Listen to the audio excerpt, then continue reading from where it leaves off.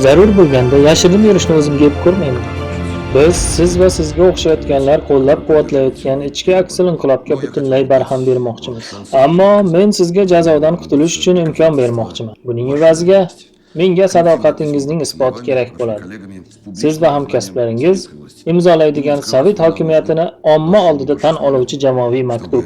Yashirmayman, siz bizga keraksiz. Aqlingiz va bilimingiz mamlakatni qayta tiklash hamda uni dunyodagi eng buyuk davlatga aylantirish uchun zarur. Men uchun bu imkonsiz. Nega? Siz yolg'onchi, o'g'ri va qotilsiz. Erkinlik niqobi ostida odamlarga eng dahshatli qulluqni olib keldingiz. Rossiya tarixidagi istalgan urushdan ham ko'proq ruslarni o'ldirdingiz. Shundan keyin ham mendan nega deb so'rayapsizmi? Bilasizmi nima? Siz yutqazdingiz.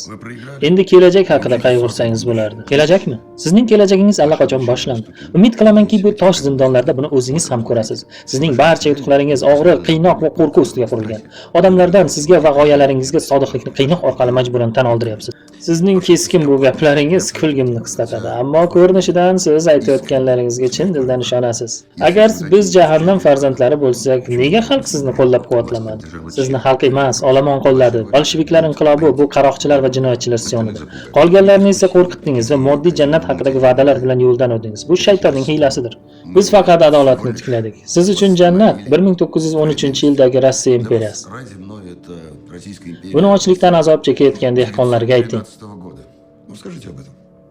Ichkibozlik va jaholat orqali tubanlashgan ishchilarga ayting. Yoningizdagi yashash huquqiga ega bo'lmagan yahudiylarga ayting. To'g'ri, siz vayron qilgan dunyo o'rtoq Trotskiy mukammal emas edi. Unda kamchiliklar ham bor edi, ammo siz hammani razilga aylantirdingiz. Endi odam yo jallod, yo esa jallodga muti bo'lgan qul.